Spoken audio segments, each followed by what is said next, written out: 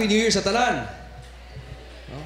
Karon na tuiga no, grabe ka amazing ang Ginoo kay gitiming gud niya ang last Sunday kay December 25 o karong Domingo ang January 1. Kabalo ba mo na that happens every 7 years no? Kung ako nasayop, every 7 years na siya kakahitabo lang no na kaka-timing na matimingan gud sa pizza. Kanon. So kabalo ko na busog pa ta kagabi sa atong gikaon o lipay atong kasing-kasing busog pa pod sa atong kuyog sa atong mga mahal sa kinabuhi ug karon magpabusog na pod ta sa pulong sa Ginoo. Amen ba? Amen. Sige. So every New Year, di ba? Usama gyud na sa nindot kayo na panahon o oportunidad o pribilehiyo gihatag sa Ginoo sa atoa na naadra pod day bag-o na tuig. And sa taga bag-o na tuig, nindot kay na siya na panahon na magreflekta, no? Ang uban maghimo sila og New Year's resolution na common man kay na siya na practice, no? Kay part man na siya sa ilahang pamalandong sa nahitabo sa niaging tuig.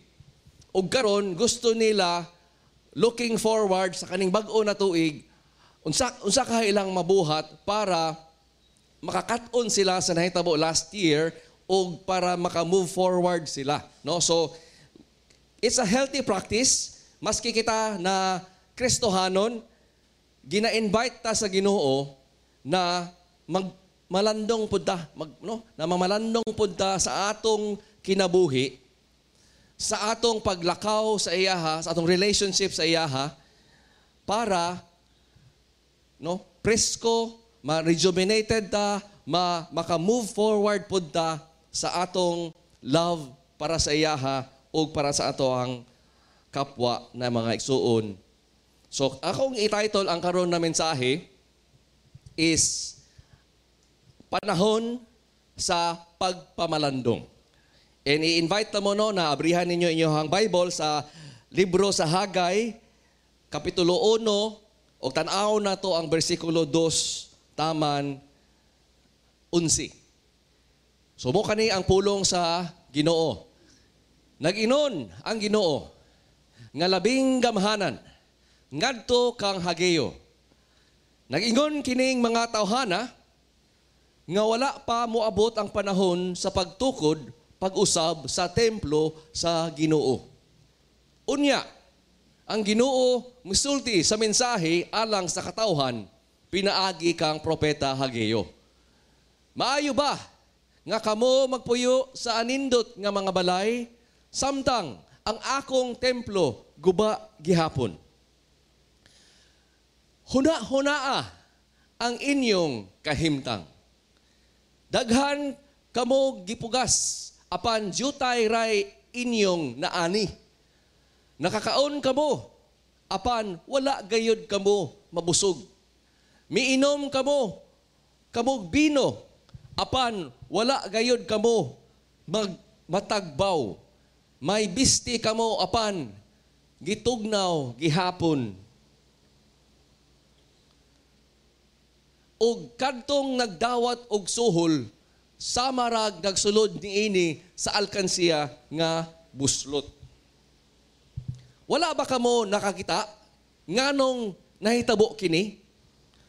Tungas kamo sa kabungturan ug pagkuha kamog kahoy nga itukod pag-usab sa akong templo aron ako malipay ug ipakita ko kaninyo ang akong kahimaya. Nangandoy kamog dagkong ani, apan jutay ra ang inyong nakaplagan, og sa nadala ninyo kini sa inyong balay, giwagtang ko kini.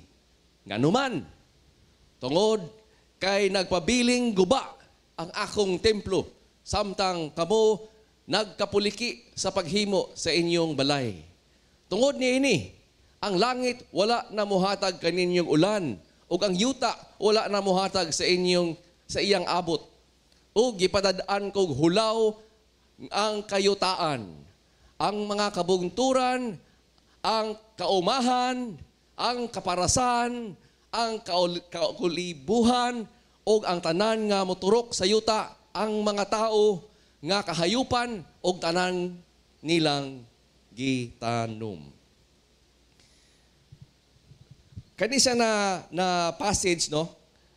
Kani siya ang passage na ang mga katauhan sa Ginoo na ay gihatag na misyon sila sa Ginoo, gikan sila sa exile, gipauli sila sa hari, ug karon ipasugod unta sila himo sa templo.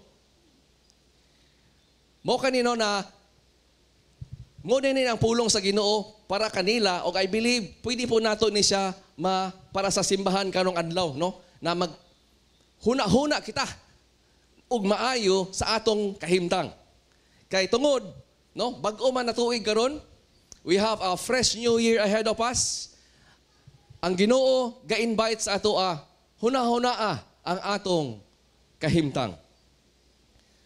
16 years ago, sa kanina story, nahitabo na sa Ezra 3:8 na ay gilihok ang Diyos, no? Para matupad ang iyahang pulong. So akong basahon ng Ezra 3:8 muni ang setting, no? 16 years ago before ning nahitabo si Hagay. Sa ikaduhang bulan, sa ikaduhang tuig, sa ilang pagabot didto sa templo sa Dios sa Jerusalem, si Zerubbabel ug si Joshua kauban sa tanang nilang kaigsuonan, nagsugod sila. Gisugdan nila ang trabaho na gisugo sa ila sa Ginoo na maghimo na sila sa templo kay naguba man ni. No? Naguba man ning templo. Karon gisugo na sila sa Ginoo na sugdan na. Trabahoon na. 16 ka tuig ago. Fast forward sa present day, 16 years later, wala pagyapon na human ang ilahang gisugdan na templo. Nasugdan nila, oo, pero wala nila nahuman. 16 years ago. Grabe na gani atong reklamo, no? Kaning diri sa Lapasan, diri sa Pure Gold na dalan, no? Grabe. Dugaya na trabaho, uy. No? Dara sa usapada na mga dalan na mga karatong kanal, usapada, no? Makakita ta ba na kita tagalabay nato makakalot na sa tong ulo, unsay kadugay ani, unsay nakadugay ani na trabaho, no? And so naagapon day na dili lang nas kakayan di oro gahitabo no, nahitabo po day na sa una sa dinhi sa Biblia, sa story, no? Ug tan-aw nato unsa kaha, no, ang rason na nganong wa man gyapon nila nahuman ug nganong niabot man sa punto na nilabay pa ang 16 ka tuig before sila actually, no, giingnan or na mo lihok na pud. So mo na ang pulong sa Ginoo na gipaagi niya sa propeta ang Hagay is kuno kanang maka kung sa ila pa ni na panahon kuan gyud sila, maging uncomfortable gyud sila, no? Kay ani kong pagbutang sa Ginoo, mensahe sa Ginoo sa ila ba? Maayo ba? Nakamo nindot na kay inyong mga balay, samtang ang akong isugo sa inyo na templo na pahumanon ninyo, wa pagyapon ninyo na human. So, in other words, mo na ang seryoso kayo na pagkuan sa Ginoo, na kanining pagtrabaho atong buhaton na ang panahon na mamalandong kita. Dapat gyud nato ni siya buhaton from time to time, regularly. No? Kay ang Dios maningil man sa ato kung dili nato ni siya buhaton. Sayon lagi kayo. Sa kabisi sa kinabuhi, mulabay ang atong tuig na mawa ta sa passing. Kung dili ta mamalandong sa atong kinabuhi o sa iyahang pulong kung nagtugma pa bagihapon. So, I hope and pray, no, na kanina na message from the Lord will encourage each and everyone sa atoa na mamalandong ta sa atong kinabuhi, sa atong paghigugma sa Ginoo, no? Kay importante kani. Tagaan ta mo og tulo ka rason nganong importante kayo mamalandong. Nganong ang Dios gipadalaan naman niya iyang katawhan. Dili ni nahitabo sa mga tao na dili Kristo or dili iyang katawhan na katawhan ni sa Ginoo. Israel gani. So pwede po day ang iyang simbahan karon sa New Testament. No? Mao gyapon niya ato ang mensahe. Ato ni siyang seryosohon as the body of Christ. Huna-hunaa ang ato ang kahimtang. Tagaan ta mo tulo ka rason. Ang una na rason tungod kay kanong importante kayo mamalandong. Tungod kay unang-una may man ta mangitag palusot. Kita tanan, common eh. Kita tanan, may kalagmitan na mangitag pasangil. Aron, mapadayon na to ang atong gusto sa kinabuhi. Maski mo salikway na siya sa kabubuton sa Ginoo.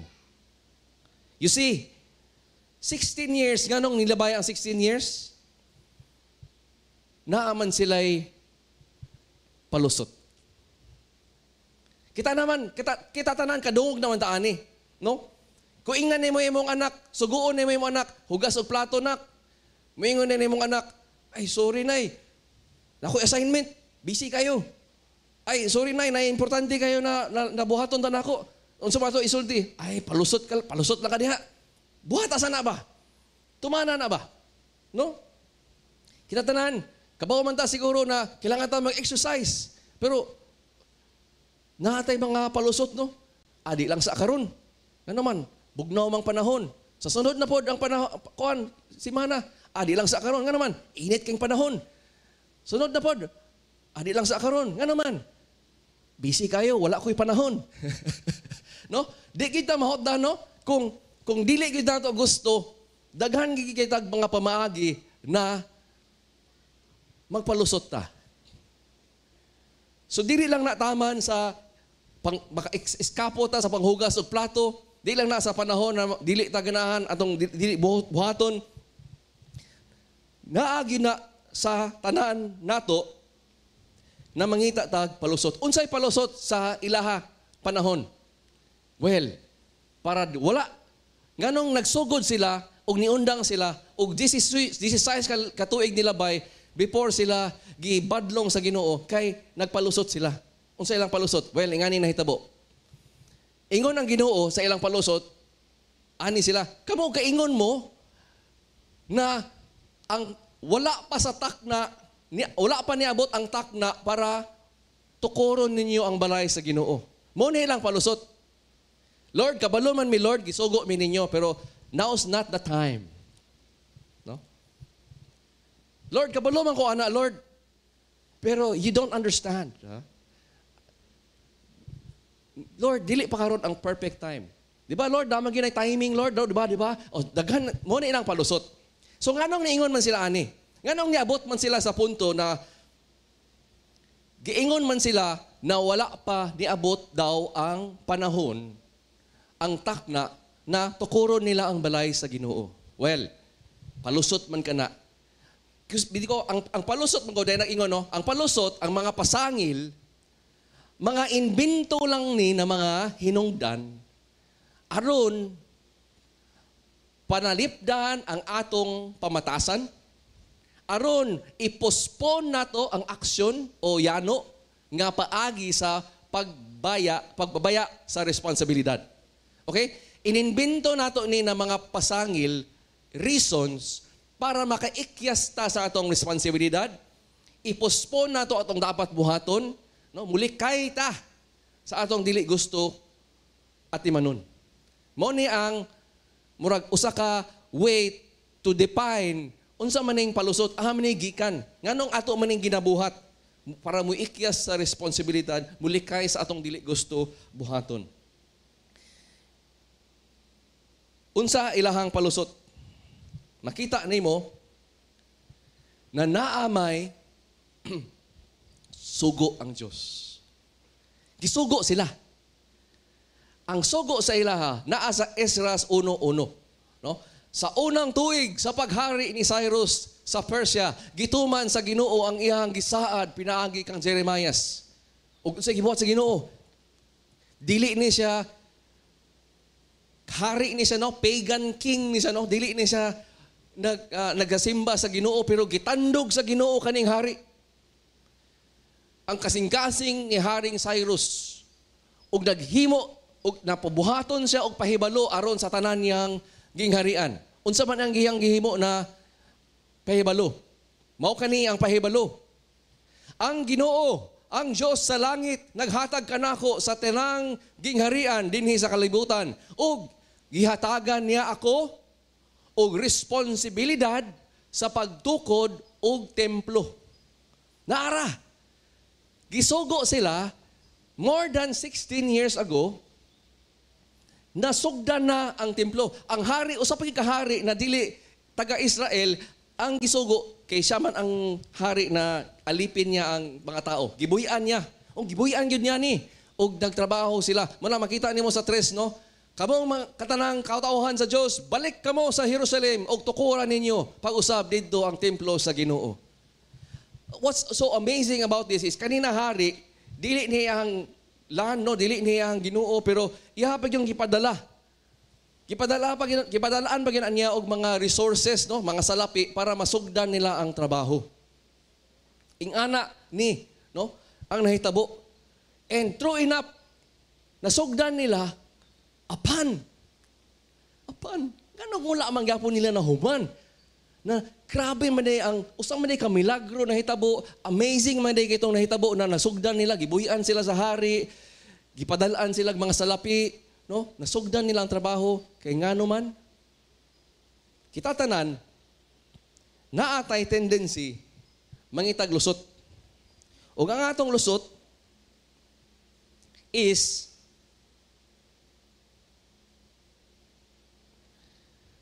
kinisa ko na. Diri sa Ezra 4:1. Nabalitaan sa mga kaaway sa tribo ni Judah ug ni Benjamin nga nagtukod na sad sila usab sa mga namalik gikan sa pagkabihag ang templo sa Ginoo.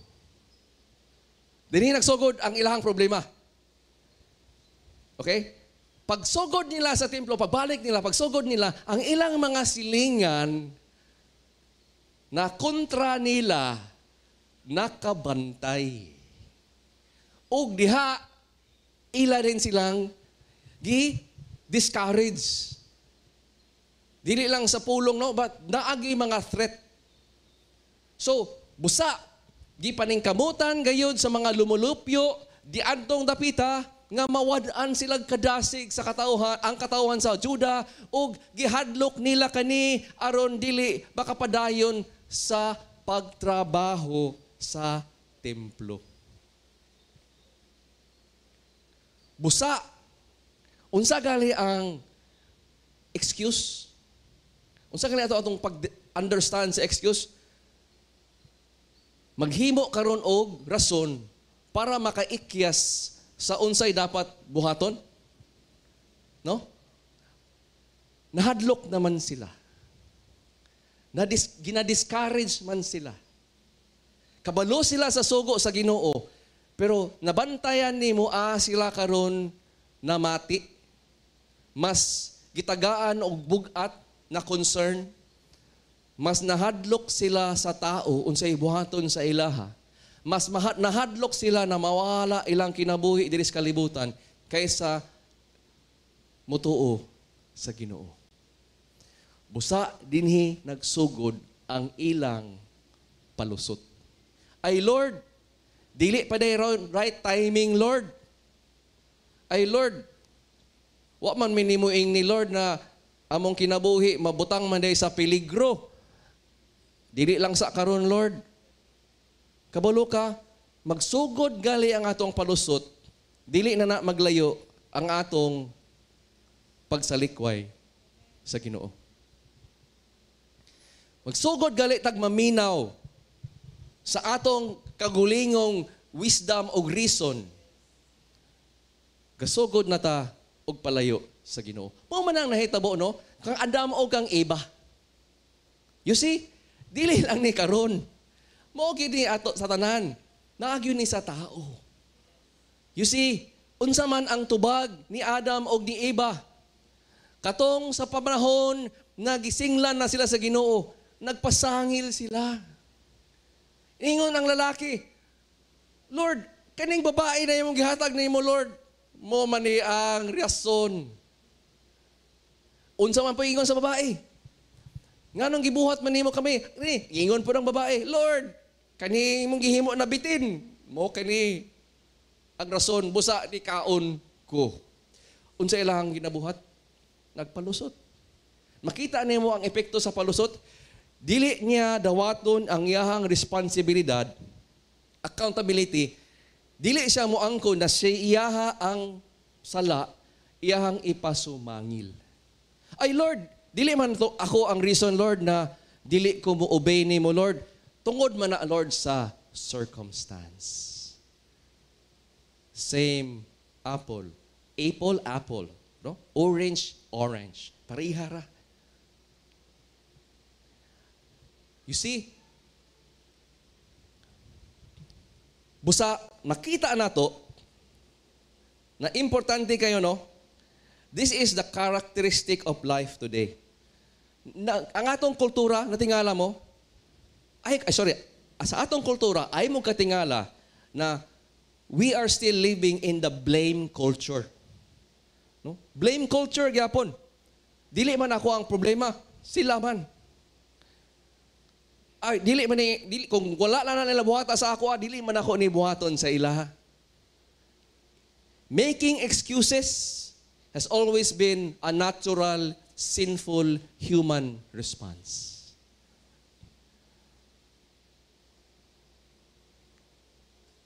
No? Tungod, rather than mo ato bangon ang atong responsibilidad, atong buhaton, atong himuan og palusot para mo avoid ta og responsibility.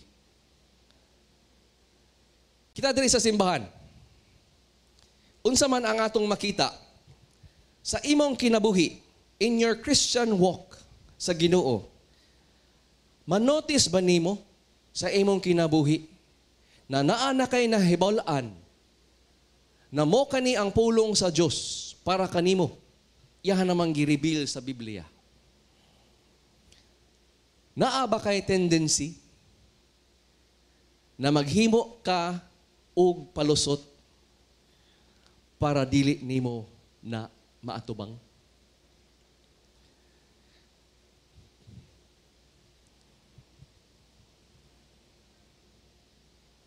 I-notice gali nimo sa imong other areas of your life na mas kinaan ang mga same concern nimo, imo gyapon ng padayunon. Naamang gina sa atong kinabuhi, no? Na we will not listen to the excuse and we will do it. How I wish na mo ni ang ato ang same determination, no? Na atong idala karong tuiga para sa Ginoo. That's why mamalandong kita. Naabay tay ininbento na rason na atong gihimo karon og palusot para dili nato na nagababag sa ato karong pag-grow, paglakaw sa Ginoo. Ang pulong sa Dios kanato, give careful thought to your ways. Mamalandong. Kabo ka importante kay ni siya na pulong, no, kay kaduha na to makita ni sa ato ang passage, gibalik na po ni sa kapitulo 2, chapter 2. And kabalo mo na ang Hagay, duha ra na ka chapter, bubo ra kay ni na libro, no? Kaupat ni gibalik sa Ginoo, taro nga pamalandongi na inyo ang mga pamaagi. Now, kabalo ka, this is a serious appeal. Ikaduha na rason, nganong mamalandong kita sa atong kinabuhi. Tungod kay ang mga pasalis nga wala gitakti mangulti sa mga consequence. Ang mga palusot kung dili nato ni atimanon, kung dili nato ni siya mapaundang, no? Maghinulsulta sa atong mga ginahimo na mga pamalandong, naa siya, mupadulong siya toward consequences. Unsa man ni ang mga consequence if dili nato ni undangon, no? We will still be people of excuses and excuses. Unang-una, naay consequence na ang atong mga spirits, no, mahimong magtapol ta. Spiritual laziness. O kaning spiritual laziness, mupadulong ni siya na mawala ang imuhang kalipay sa Ginoo. Makita nimo sa versikulo 6, daghan kamo gipugas. Apan jutay ra inyohang naani. Nakakaon kamo? Oo. Apan wala gayud kamo mabusog.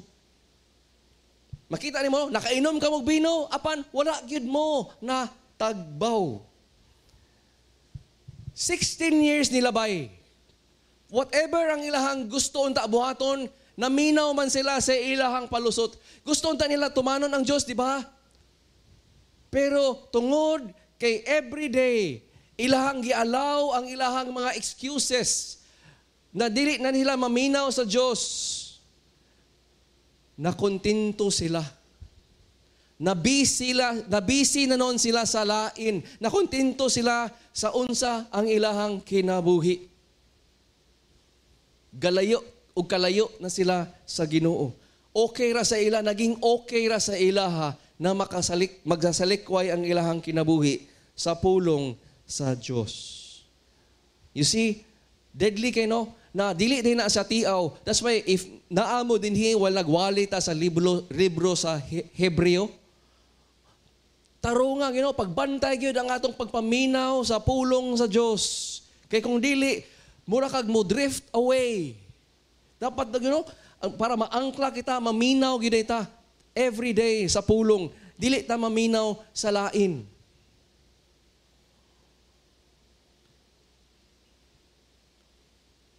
Naka-eskapo sila sa mga hulga nila na ilang yatubang. Naka-escape sila, no? People that make excuses, feeling nato nakalusot ta. Feeling nato okay na ta, happy na ta. Pero kabalo ba, ginapospone na nato ang atong mga problema. Moabot ra gyapon na siya. Mura na usa ka estudyante, sige siya og procrastinate, no? Unya na na. Daghan pa kog buhaton, daghan siyang palusot. Moabot ra gyud ang punto, ang adlaw na singlan siya. Masinglan siya. So you see, nawala sa ila ang ilahang kalipay sa Ginoo kay sa ilahang pagbuhat sa ilahang kinabuhi, wa man sila gakasatisfy.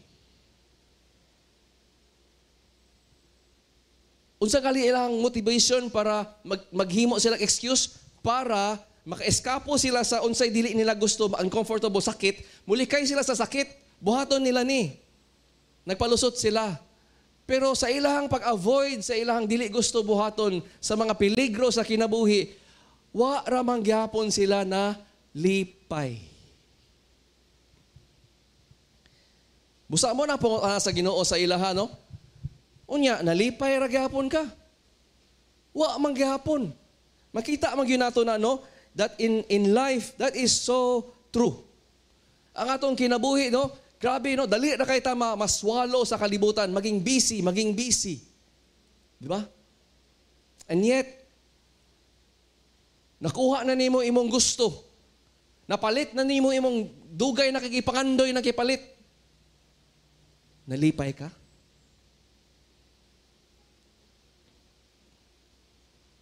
Nakita gyud nato ang kasing-kasing na dili gyud siya malipay permanently sa mga temporary things diri sa kalibutan. Dili gyud na siya moy makapalipay. Napantayan na nimo kung niabot na Shopee na gamit, Lazada na gamit, lipay kay ka, pero pag next week sumo naman. Kaon kasi yung paboritong chicken joy. Pero next, after 1 week, sumo naman.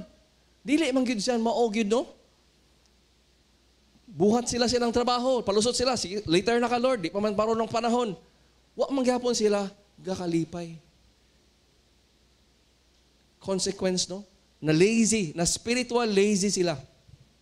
Kabaw ka, daghan kayong mga katauhan sa Dios na nagdugay na sa iyahang simbahan, nagpabilin ragapon og mga immature baby Christians nga naman tungod sa mga consequence sa ilahang naminaw o ginabuhat na palusot.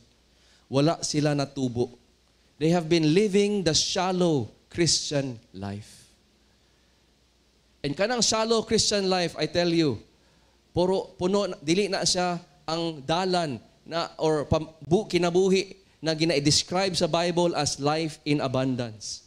Puro na siya balaka, puro na siya kahadlok, puro na siya daghan problema. Walay kalipay, walay true satisfaction.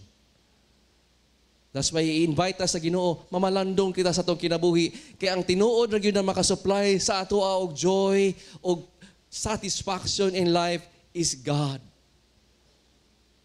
Mamalandong kita. Ikaduha na consequence no is mupadulong ta sa wrong priorities. Ug ang kaning mga wrong priorities costly kay ni siya sa atong kinabuhi.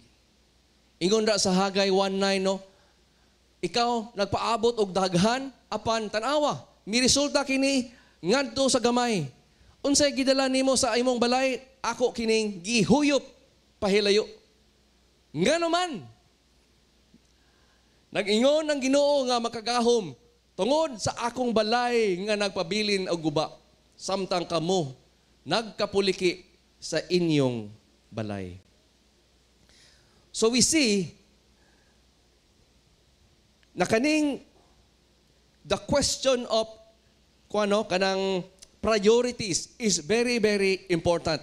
Mamalandong galita, usa sa atong ipamalandong ginana is, Lord, ahaman ko, Lord, naglayo or nasayop na karon Lord, or Lord, tanaw, i-reveal sa ako, Lord, unsa may mga priorities akong kinabuhi. Ikaw pa bagyapon akong priority, Lord. Muna usa sa atong number 1 yun i-address, no? Kani ang mga katauhan diri sa una, na wrong priority sila, no? Na shift ilang priority. Na una na no nila ilahang kagulingon kaysa ilahang pag-atiman sa Diyos.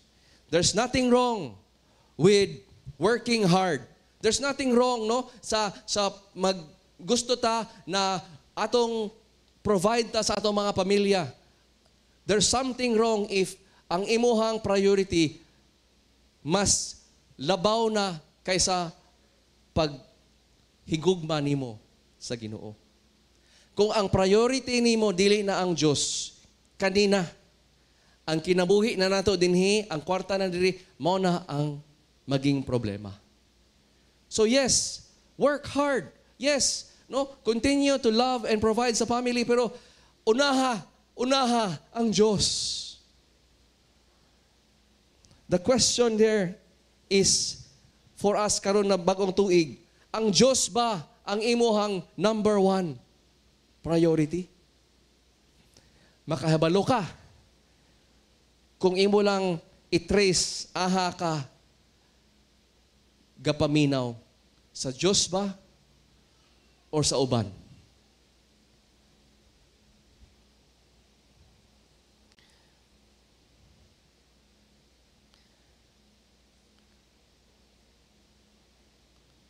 Ikatulo na consequence is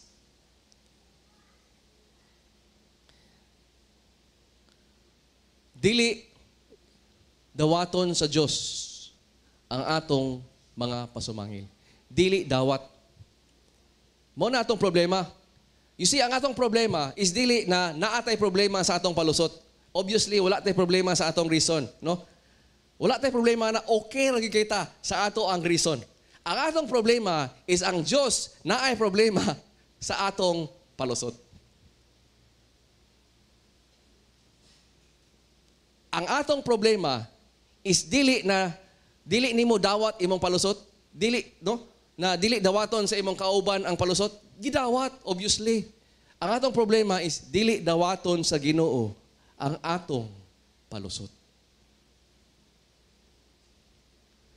Magka-problema ra gihapon ta later. Kaya nga naman, sama atong estudyante na naa say reason no, sorry teacher, gikaon sa akong ako assignment, di man dawaton sa teacher. Naa moabot ang panahon sama sa ilaha, no? Nagibadlong sila. Ayaw gulat. Kay kabaluta, walay pasumangil. Wala tay masulti na rason that could ever justify ang ato ang pag-disobey sa Ginoo. Lord, na pangani ba namong kinabuhi? Even that is not a reason. Did you know? Kung ang reason lang is mahadlok ta na mamatay ta sa kalibutan, dili ta motuman sa Ginoo. Kabuka si Jesus Christ dili na mo ani. Jesus Christ came down from heaven to earth. That's the gospel, right? Para mamatay sa mga makasasala. To suffer and die. Kristohanon, kano sa aman mo ng minaw na ang Christian walk makaeskapo ta og suffering o kamatayan. Dili man na mao. Nganong gapaminaw man ta karon kung hadlok kon ta. Nganong maghimo man ta karon og rason kung mahadlok ta, kung di ta ganahan, nga mo suffer ta. Di ba gitawag man ta na just as Jesus suffered, tawag siya demonyo, gina-persecute siya, ingon siya, kamupod na musunod ka nako, mupod ni ang inyong agian. Nganong nakalimot man ta? Tungod lang sa COVID? For the first time in our life, nakarealize ta na kumusimba ta, mamatay ta? Dugay naman na. Di ba? For the first time in our life, 2 years ago, nakarealize ta na, kumusimba ko, mapiligro di akong kinabuhi. Na-notice na to, some of us then start to make excuse. Dili lang sa karon. Og nabisi na rin ta sa atong kagulingong mga binuhatan. Balay. Kabulo ka, nagpospone na ta. Consequence na atay consequence, my dear friends. Dili dawaton ang atong mga palusot, atong mga pasumangil. Hebrews 1:10-11, tungod niini, wa man dawata sa Ginoo ang ilang ingon, Lord, dili pa karon ang takna, Lord. Sorry, Lord, ha. Tungod niini ang langit, wala ni hatag sa kaninyo ulan og yuta, og wala na ni hatag og abot, nawala sa ilang kalipay. Gipadadaan ko kamo hulaw og kayutaan. Ang kayutaan. Do you see? Ang Ginoo gabuhat ani sa ila. Ginabawian sila sa Ginoo. Nga naman, para makamata sila, pamalandongi ang inyong kinabuhi, inyong pamaagi. 2023, we have a brand new day and year ahead of us. January 1 karon, by the grace of God, pwede yun no? We can reflect, we can review. O Lord, mga tagpasaylo sa Ginoo, if naatay, ginahimo og palusot, ginatuman na palusot, imbis ang iyahang pulong. Mao kana ang ato ang message no, na hunahunaa ang inyong kahimtang. Tagaan ta mo og rason ngano. Ganong nindot kini sa 8, di ba ingon siya, if the people will do this, if mamalandong sila ug mubalik sila sa Dios, unsa ingon sa Ginoo? Aron ako malipay ug ipakita ko kaninyo ang akong himaya. Connected ang atong kalipay sa paghatag natog himaya sa Dios. Ang atong kalipay connected ay sa pagpalipay nato sa Ginoo.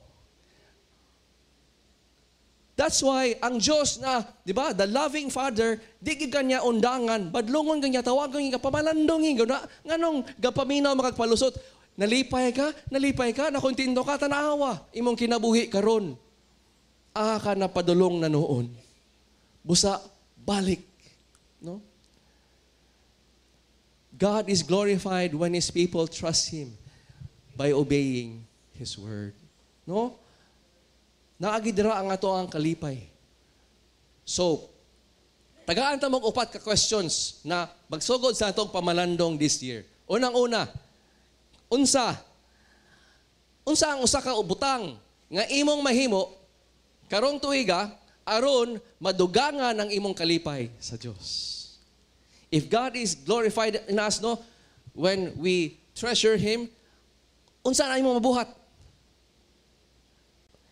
Unsa atong mabuhat, ano? Para mas mahigugma na atong Dios, mas malipay ta. Ikaduha, unsa ang labing importante nga butang